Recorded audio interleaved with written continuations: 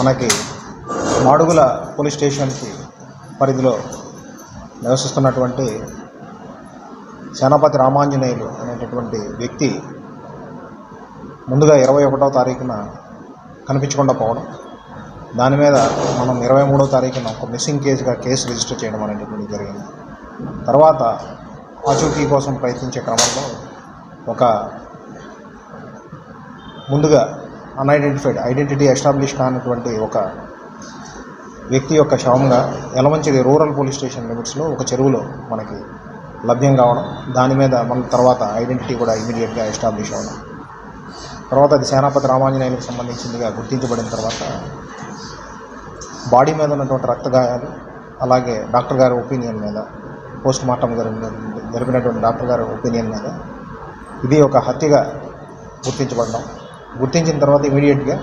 మనం ఒక 5 టీమ్స్ని జిల్లా వ్యాప్తంగా ఉన్నటువంటి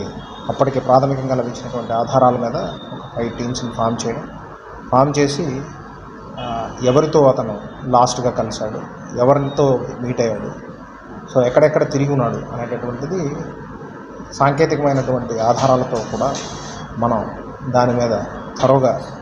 ఇన్వెస్టిగేషన్ అనేటటువంటిది టీమ్స్ ద్వారా చేయించడం. అనకాపల్లి డిఎస్పీ గారు మరియు పరవాడ డిఎస్పీ గారు ఇద్దరితో కూడా సంప్రదించి ఇద్దరి ఆధ్వర్యంలోనే 2 టీమ్స్ కింద 2 వైపుల నుంచి కూడా పర్సూ చేసే విధంగా ఏర్పాటు చేసిన తర్వాత మనకి సాంకేతికంగా దొరికినటువంటి ఆధారాలతోనే, తర్వాత ఫిజికల్గా మనం వెరిఫై చేసినటువంటి ఫ్యాక్ట్స్తోనే ఈ హత్య అనేటటువంటిది చేయడానికి ఇతని యొక్క ప్రవర్తన ఏదైతే ఉందో ఆ ప్రవర్తనతో విసిగి, అంటే వలన అతని తండ్రిని, తల్లిని, తర్వాత సోదరుడిని కూడా హింసించేటటువంటి వాడనేటటువంటి విషయం. సో దానిని ఎలా అయినా ఇతనిని వదిలించుకోవాలనే దీని మీద అతని సోదరుడు మరియు తండ్రి కూడా కలిసి, సోదరుడు ఒక ఫార్మా కంపెనీలో పనిచేస్తూ ఉన్నాడు, అతనికి అసోసియేట్ అంటే అక్కడ పనిచేస్తున్నటువంటి ఇంకొక వ్యక్తి యొక్క సహాయాన్ని తీసుకొని అతను గుంటూరుకి రెంటచింతల మండలానికి సంబంధించిన ప్రస్తుతం పల్నాడు జిల్లాకు సంబంధించినటువంటి వ్యక్తి, అతని ద్వారా సహాయం పొందడానికి ఇతనిని ఎలాగైనా వాళ్ళ సోదరుడిని హత్య చేయడానికి ఒక పథకాన్ని రచించే విధంగా చేసి, దానికోసం రెంటచింతల ప్రాంతానికి సంబంధించినటువంటి మరొక 4 సహాయం తీసుకొని వాళ్ళని వాళ్ళ సోదరుని చంపేదానికి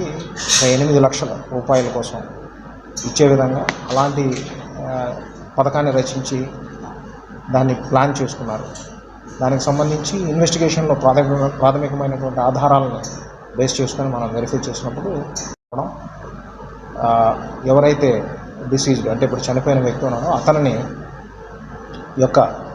మూమెంట్స్ ఎక్కడ, అతను ఫాస్ట్ ఫుడ్ సెంటర్ ఎక్కడ, ఇవన్నీ కూడా ముందుగానే రెక్కీ చేసుకొని వెళ్ళడం అనేటటువంటి విషయాలు వెలుగులోకి వచ్చాయి. తర్వాత సబ్సీక్వెంట్గా నెక్స్ట్ డే అతని ఫాస్ట్ ఫుడ్ సెంటర్కి చేరి వ్యక్తితో మద్యం కూడా తాగిపిచ్చి అతనితో కొంచెం సన్నిహితంగా మెలిగి తిరిగి కారులో తీసుకుని వెళ్ళే క్రమంలో అతనిని ఒక పొదనైనటువంటి కత్తితో హత్య చేసి అక్కడి నుంచి ఆ బాడీని ఏదైతే అతని శరీరం ఉందో దానిని యలమంచిలి రూరల్ లిమిట్స్లో డిస్పోజ్ ఆఫ్ చేసి తిరిగి వాళ్ళు వెళ్ళిపోయినటువంటి విధంగా వీళ్ళు ఈ పథకాన్ని రచించి దాన్ని చేశారు. ఇప్పుడు పోలీసు వారు చేసినటువంటి ఎఫర్ట్స్ దానివల్ల సో దానిలో ప్రధానమైనటువంటి నిందితులైనటువంటి సోదరుడు కానీ తండ్రి కానీ, అతనికి సహాయపడినటువంటి సోదరుడి యొక్క ఫ్రెండ్ సహాయకారుడు ఎవరైతే ఉన్నాడో అతను కానీ, వాళ్ళందరూ కూడా వాళ్ళ యొక్క కన్ఫెషన్ అనేటటువంటి దాని మీద వాళ్ళు లొంగిపోవడం, తర్వాత మిగిలిన 4 కూడా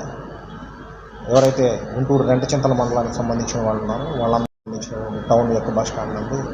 మన టీమ్స్ అన్నింటినీ కూడా విశ్రాంతంగా తిరుగుతూ ఉన్నాయి. వాళ్ళని అరెస్ట్ చేయడం అనేటటువంటిది జరిగింది. ఇప్పుడు అందరినీ కూడా రిమాండ్కి పంపించడం అనేది జరుగుతుంది. ప్రధానంగా ఈ హత్య వెనుక కారణాలన్నీ కూడా చూస్తే ఇతను చేసేటటువంటి హింసా ప్రవృత్తి ఏదైతే ఉందో తండ్రిని, తల్లిని, అలాగే అతని సోదరుడిని, కుటుంబాలని ఆస్తి తగాదాల కోసం చేస్తున్నటువంటి హింసను తట్టుకోలేక వాళ్ళు 1 సంవత్సర కాలంగా ఇలా చేయాలని అనుకున్నా మొన్న 21st దీనిని ప్లాన్ చేసి ఎగ్జిక్యూట్ చేయడానికి సిద్ధపడ్డారు. దీనిలో ఒక 6 లక్షల వరకు దాని మీద ఆల్రెడీ ఎవరైతే వీళ్ళు గుంటూరు నుంచి టీంని పెట్టుకున్నారో ఆ టీంకి ఇవ్వడం అనేటటువంటి జరిగింది. దానికి సంబంధించి కూడా మనం రికవరీ దీన్ని ఎక్కడెక్కడ వీళ్ళు దేనికి ఉపయోగించారనేటటువంటి దాని మీద కూడా ఇన్వెస్టిగేషన్లో ప్రాథమికంగా కొన్ని గుర్తించాము. దానికి సంబంధించి వాళ్ళు ఉపయోగించినటువంటి కారు కానీ, అలాగే ఉపయోగించినటువంటి ఆయుధం కానీ, తర్వాత ఈ గోల్డ్ని రిలీజ్ చేసుకోవడానికి కొంత అమౌంట్ని వాడారు.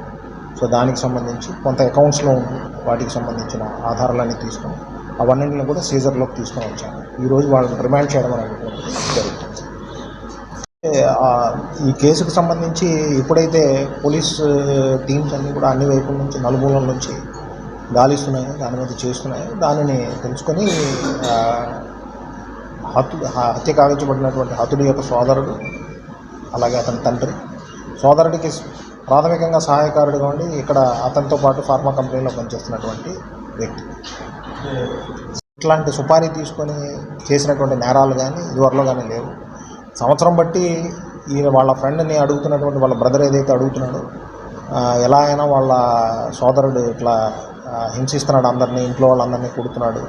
ఆస్తి తగాదాల వల్ల మాకు ఇట్లా హింసిస్తున్నాడు అనే దాని మీద వాళ్ళ ఫ్రెండ్ని కూడా ఎవరైతే ఉన్నాడో ఇక్కడ సతీష్ని అడగడం, అతని సహాయాన్ని అతను సంవత్సరం బట్టి చేస్తున్నాడు అనే విషయం తెలిసింది. దానికి సహకరించలేదు. బట్ అల్టిమేట్లీ ఇప్పుడు ఎవరు సహాయం అయితే తీసుకున్నాడో వీళ్ళ నేర చరిత్ర అంతా చూసినా కూడా మనకి ఎక్కడ ఇలాగా ఒక గ్యాంగ్ లాగా హైర్డ్ అసాసిన్గా సుపారీ తీసుకొని చేసినటువంటి దాఖలాలు, కేసులు కానీ లేవు. కూలంక్షంగా అలాగే ఇన్డెప్త్ అనాలిసిస్ చేసి అన్ని వెరిఫై చేసిన తర్వాత కూడా వాళ్ళు ఒక ఊబర్ ఇట్లాంటి డ్రైవర్స్గా ఉన్నటువంటి నేపథ్యంగా కనబడుతుంది తప్ప అదర్ కేసెస్లో ఎలాంటి సుపారీ తీసుకొని చేసిన కేసెస్లో అయితే ఇప్పటివరకు వెలుగు